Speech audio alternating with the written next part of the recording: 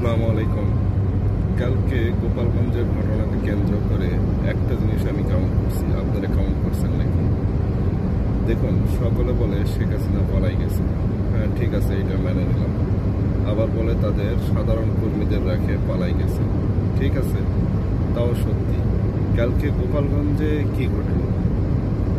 সার্জিস, হাসনাত এরা যখন সেখানকার রোশানলে পড়ে গেল, তখন তারাও কিন্তু ভয়ে আর্মির ট্যাঙ্কের ভিতরে লুকায়ে পালায়ে ওখান থেকে চলে আসলো। আর সাধারণ কর্মীগুলোনের কি হলো? তো এইটাই ভাই, যারা চেয়ারে বসে, যারা একটু বড় মাপের নেতা হয়ে যায়, তাদের জীবনের মূল্য অনেক বেশি সাধারণ কর্মীদের।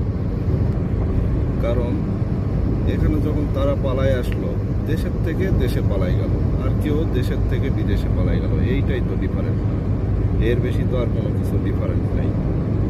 তো এইটাই ভাই, জনগণের সকলেই এই মূলা ঝুলাই দেয়, আর কিছুই না।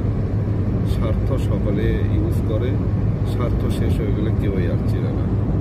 এর থেকে ভালো পলিটিক্স থেকে আমরা সকলে দূরে থাকি, তবে আমাদের জীবনও নিরাপদ হবে, ফ্যামিলিও ভালো থাকবে, সব কিছু ফ্রিডমলি